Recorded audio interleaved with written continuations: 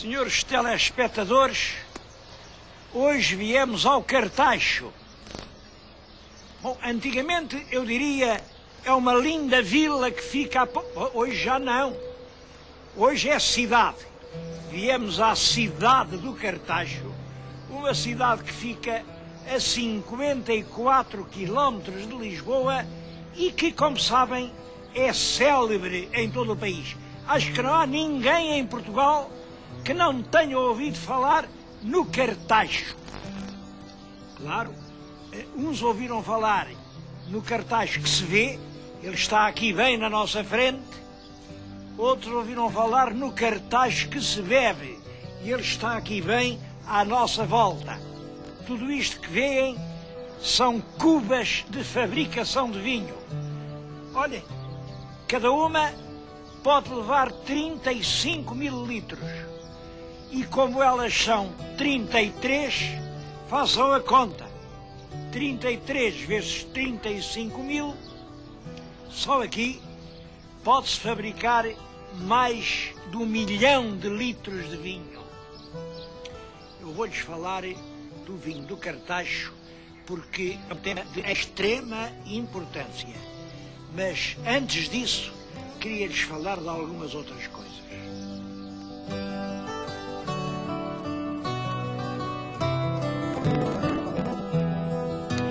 É uma região muito fértil, fica próximo do Rio Tejo, e o Rio Tejo era uma bela estrada até ao mar, e isso fez com que aqui, desde muito cedo, houvesse núcleos de população. Vamos mostrar o que é nem mais nem menos que uma cidade que nasceu há cerca de 5.000 anos. Bom, é dos núcleos arqueológicos mais interessantes e mais importantes do nosso país. Veja o estado a que o deixaram chegar. Era o povoado fortificado de Vila Nova de São Pedro, que é hoje a terra que se chama-se assim, Vila Nova de São Pedro. O que estão a ver é o recinto central. Era aqui que vivia o chefe, ou o rei, ou fosse o que fosse, protegido por estas muralhas. Ali, ainda se vê ali, havia um forno onde coziam cerâmica. Quando isto foi descoberto, a descoberta é de 1936. Pois bem, no forno ainda estava a última abada de cerâmica. Lá estavam os potes todos, claro, estava já tudo partido, com a queda de terras. Os outros, veem orifícios, eram silos onde havia restos de comida. Vê-se que nessa altura já cultivavam o trigo. Haviam lá grãos de trigo carbonizados, havia favas, havia também ossos de urso. Portanto, o urso seria um dos animais daqui. Ora bem, isto foi explorado, tem, além deste núcleo central, que era fortemente protegido, tinha mais à volta 2 grandes muralhas com baluartes, com torres. Apareceu também sinais de que aqui fundiam metais. Fundiam metais, certamente para fazer o bronze. Bom, reparem, claro, isto eu bem sei que o Estado não pode pôr, enfim, uma série de funcionários a guardar cada monumento. Em todo caso, coisas tão importantes como esta, tão abandonadas, aqui quem nem marcado está, nem rodeado de um arame, coisa nenhuma. Aqui quem quer chega, pega numa pedra, mete-a no bolso, leva-a embora, tem saído daqui milhares e milhares de coisas. Olhem, estão no Museu do Carmo, estão no Museu de Lisboa, estão no Museu de Londres, estão... O que não está nada é no Museu do Cartacho ou no Museu de Vila Nova de São Pedro. Nada. Eu andei à procura e o Sr. Rogério Coito mostrou-me uma peça que se relaciona com isto. É um machado. O machado, isto é já do Neolítico. É, portanto, da altura em que aqui viviam esses povos. Um machado de pedra polida. Mas tudo o resto desapareceu.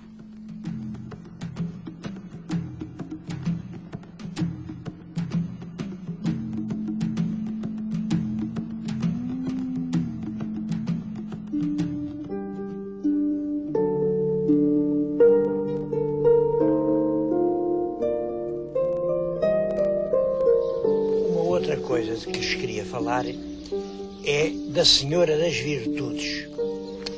O meu telespectador certamente já alguma vez fez a viagem de comboio de Lisboa ao Porto. Eu fiz essa viagem muitas vezes, por motivos de trabalho.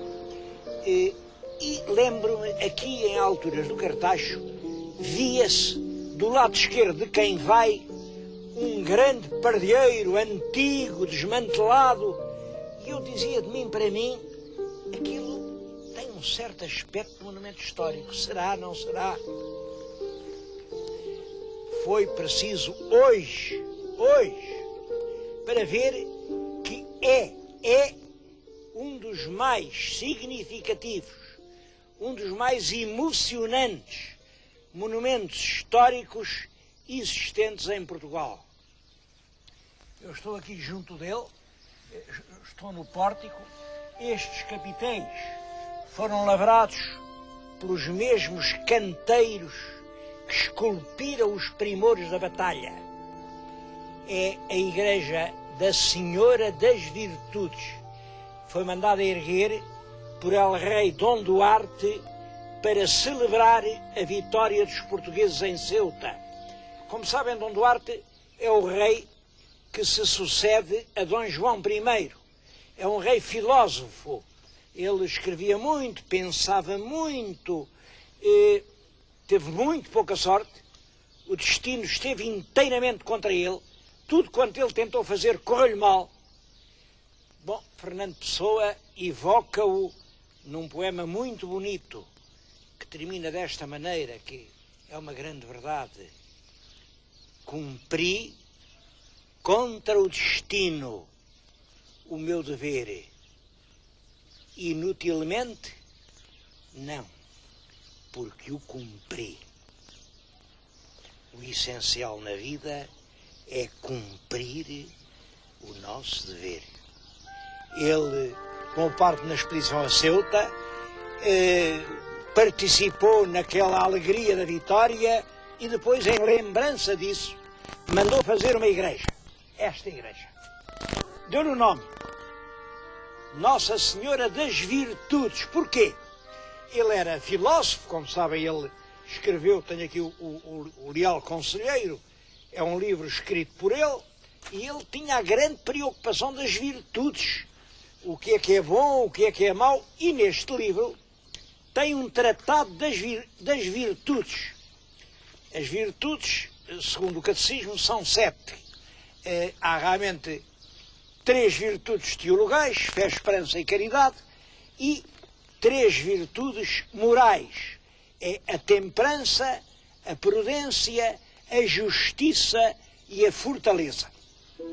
É engraçada a maneira como ele define a fortaleza.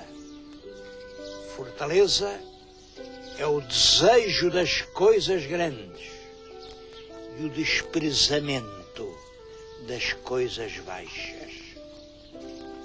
Eu acho que aos portugueses faltou fortaleza. Este monumento, que lembra Ceuta, é o início da expansão portuguesa, que é um voto de Dom Duarte, caiu neste vilíssimo estado de abandono.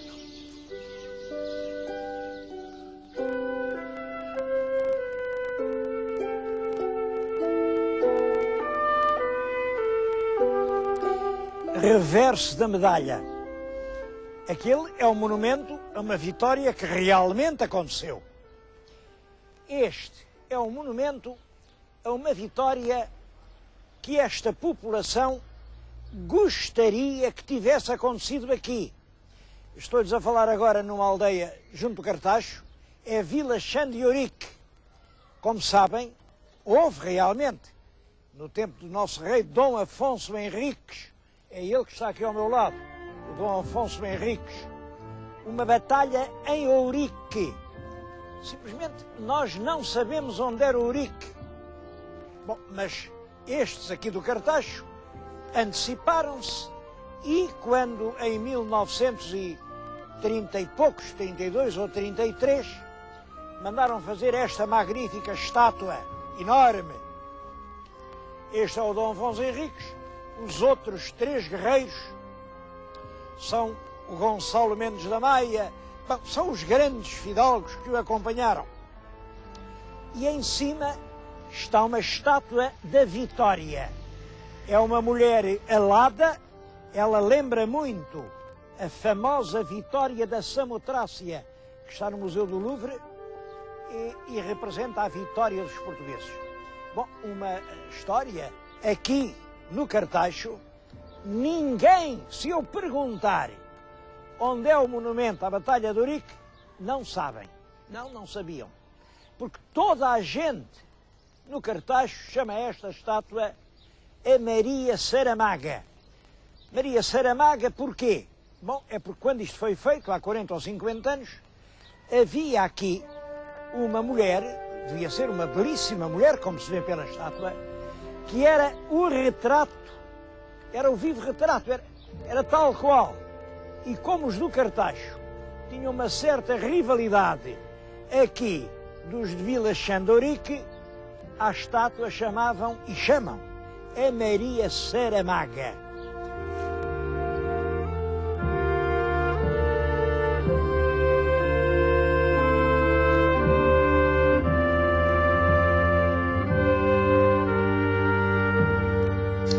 Bem, finalmente, acho que chegou a altura de falarmos no vinho do Cartacho. Porque foi o vinho que fez do Cartacho uma celebridade nacional. Muitos dos meus telespectadores, pelo menos os mais antigos, quando andaram na escola, eram obrigados a ler As Viagens na Minha Terra. As Viagens na Minha Terra são um dos mais representativos e mais emocionantes livros do romantismo português. Garrett começou a explicar que para viajar não era preciso ir a Paris, ir a Londres, não. Aqui, bem perto de nós, bem ao nosso alcance, havia viagens inesquecíveis. Bom, e a primeira que ele nos conta, nas Viagens da Minha Terra, é uma ida de Lisboa até Santarém. Naturalmente, quando ele chega aqui ao Cartacho, vem cansadíssimo. Já vem esgotado, vem numa mula e apeia-se junto do grande café do Cartacho. Eu acho muito engraçado, realmente, recordar o que era o grande café do Cartacho. Nós entramos no café do Cartacho, o grande café do Cartacho, e nunca se encruzou turco em divã de seda mais esplêndido, café de Constantinopla, com tanto gosto da alma e satisfação do corpo, com que nós nos sentamos nas duras e árduas tábuas das esguias banquetas mal sarapintadas que ornam o magnífico estabelecimento burgarengo. Depois descreve o café, devia ser mais ou menos como este, onde eu os trouxe, era o único estabelecimento do Cartacho naquela altura, e fala-nos do vinho do Cartacho. Eu queria lhes dizer, o vinho do Cartacho, de outrora, o vinho, olhem, da minha infância, eu sou do tempo, imaginem, eu sou do tempo do Zé Maria Nicolau. O meu telespectador, se calhar, nunca ouviu falar no Zé Maria Nicolau. Ele está ali, preside aqui ao café. Era um grande atleta, ele ganhou a volta a Portugal em bicicleta 2 ou 3 vezes. E, sobretudo, era um desportista. O grande rival dele, o homem que de todas as maneiras ele queria arrancar o título de campeão da volta a Portugal em bicicleta, era o Alfredo Trindade. Pois bem, estão ali os dois, rivais entre si, na alma são irmãos. Sou desse tempo, e no meu tempo, ainda o vinho do Cartacho era isto. É realmente um vinho encorpado, muito carregado de cor, um vinho tão forte que havia quem dissesse que era presunto. Isto não era vinho, era presunto. Isto não se bebia, comia-se, cortava-se à faca. Claro que tudo isso era um exagero. Isto era um vinho extremamente autêntico, verdadeiro, e o vinho do Cartacho tem esta glória. Foi ele que deu volta ao mundo. Foi ele que daqui ia até aos cais do Tejo, embarcava em grandes barricas para Santarém e depois, pelo Tejo, chegava à África, chegava ao Brasil, dava volta ao mundo. É claro que, quando lá chegava, já era metade vinho do Cartacho, metade dos chafarizes de Lisboa, porque era um vinho de tal maneira encorpado que os vinheteiros diziam que era obrigatório desdobrarem-no. Bom, e até diziam que o desdobravam com vinhos mais fracos, com os vinhitos que havia no Alentejo. Imaginem os vinhitos do Alentejo para desdobrarem o nobre, o opulento vinho do Cartacho. É claro, tudo isso hoje é proibido, tudo isso não se pode meter água, não se pode desdobrar, não pode coisa nenhuma. E o vinho do Cartacho, quando o Garrett aqui passou, e ele passou em 1840 e tal, já o Garrett dizia que a terra estava bastante decaída do tempo em que o vinho dava a volta ao mundo. Em 1843, o vinho descaído. Porquê? Isto é um problema, porque no tempo do Garrett já o vinho tinha descaído. Tinha descaído por uma razão muito simples. É que o Brasil tinha se tornado independente. A separação do Brasil, todo o Brasil bebia vinho do Cartacho. E daqui. Bom, mas com a independência, eles deixam de importar o nosso vinho. E aqui cai verticalmente o vinho do Cartacho. E o nosso Garrett vem achar uma terra descaída do antigamente. Devo dizer que depois o Cartacho recuperou, mas recuperou rapidamente, toda a sua glória de outrora. E nos anos 20, 30, 40, voltava a exportar quantidades enormes de vinho. Agora já não era para o Brasil, era para a África, para as províncias da África portuguesa. O Cartacho voltou a ser o grande produtor dos vinhos da lote, destes tais vinhos que era preciso desdobrar. Bom, depois, com a separação da África, o Cartacho voltou a entrar em decadência. Voltou, e com isso coincidiu uma outra coisa. Foi o incentivo ao arranque das vinhas. A Europa, não sei porquê, estabeleceu uns prémios. Quem, em vez de produzir vinho, arrancar a cepa, recebe um tanto por cada hectare. É claro, e como os vinheteiros queriam era dinheiro, arrancaram as cepas todas. Todas do lado de lá do rio, porque aqui há duas espécies de vinho. Há realmente um vinho do campo e há um vinho do bairro. O vinho do bairro é este tinto, este forte, é este dos pontos mais altos. O vinho do campo é o vinho lá de baixo da Lesíria, um vinho branco, aliás, era muito bom, mas foi arrancado. E, portanto, o Cartacho passou a ter cerca de metade da produção. Estou a falar-lhes nisso fundamentalmente por uma razão. É que depois dessa quebra brutal dos vinhos do Cartacho nos anos 70, o Cartacho voltou a recuperar. Hoje, o Cartacho volta a ser um grande exportador de vinho. É claro, já não é este vinho grosso, este vinho, enfim, com um sabor fortíssimo, este vinho que se corta à faca, não é nada disso. Hoje tem um lote de vinhos de uma grande civilização, vinhos que são como a filha da comadre, são bonitos, apresentam-se bem, já não são feitos com os pés dos vinheteiros, são feitos com energia elétrica. Aliás, não julguem que sai mais barato. O que outrora se fazia com os pés de vinheteiros, faz-se agora com energia elétrica da companhia, mas custa 500 contos por mês. Esta é uma ideia importante. O vinho novo é mais caro que o vinho velho. Hoje, quem produz é quem tem melhor tecnologia. Pois bem, apesar disso, o Cartaxo conseguiu reconverter-se. O Cartaxo continua a ser uma das grandes produtoras de vinho neste mundo do Ocidente Europeu.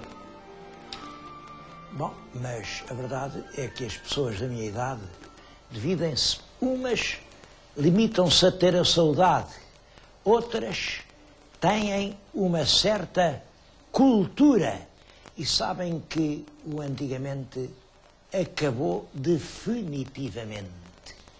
É preciso estar atento ao grande aviso genial de Camões.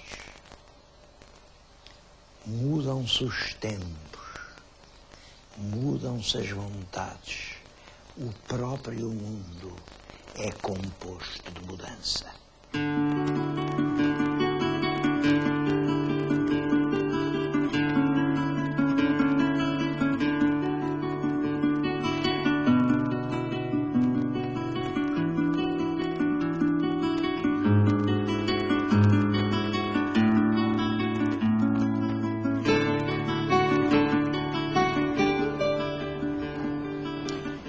Quando Garrett passou por aqui, escreveu: não há aqui monumentos, não há aqui história antiga.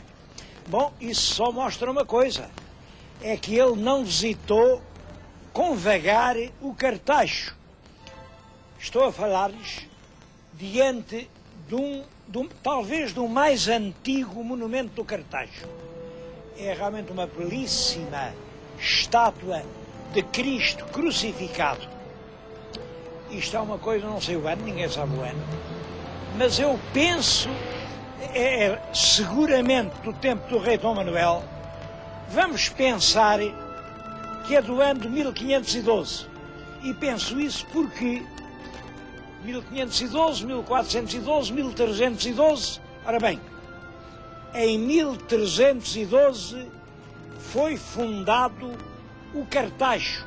Cartaxo não era nada, eram aqui uns montes que não davam nada, umas terras duras que ninguém arroteava, não havia aqui uma aldeia, não havia nada.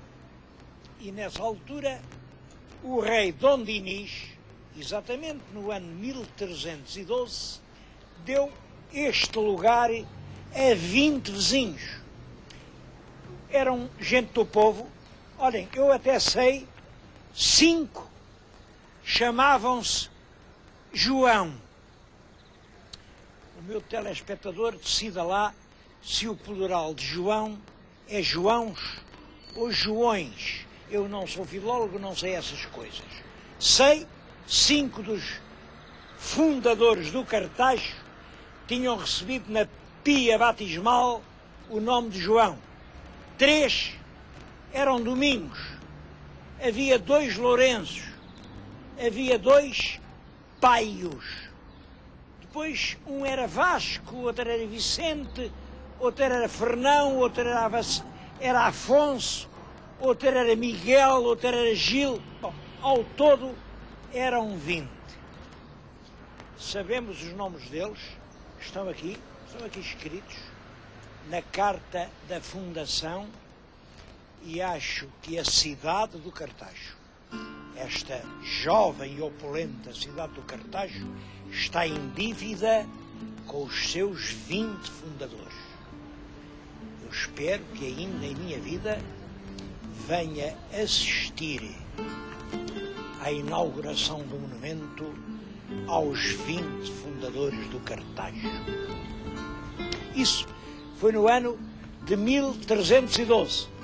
200 anos depois, os povos já eram tantos que o rei Dom Manuel mandou fazer este cruzeiro. Este cruzeiro era um grande cruzeiro que tem em cima um anjo que aponta para uma legenda, e a legenda diz: quem para mim olhar encontrará a salvação. Também isso tem sentido. É uma altura em que há uma guerra em Portugal entre cristãos velhos e cristãos novos. Os cristãos novos, que no fundo eram a burguesia, eram a gente que governava o país, não acreditavam que aquele homem que morreu na cruz fosse o Messias verdadeiro. E ainda andavam à espera do Messias que nos há de salvar. Os cristãos velhos, esses acreditavam que sim, o que morreu na cruz era o verdadeiro Messias. E, portanto, quem para mim olhar encontrará a salvação. Acho que estes 200 anos foram decisivos para a vida do Cartacho. Em 1512, já isto eram outeiros e outeiros, povoados de vinhas, e já era o vinho do Cartacho que dava força ao país.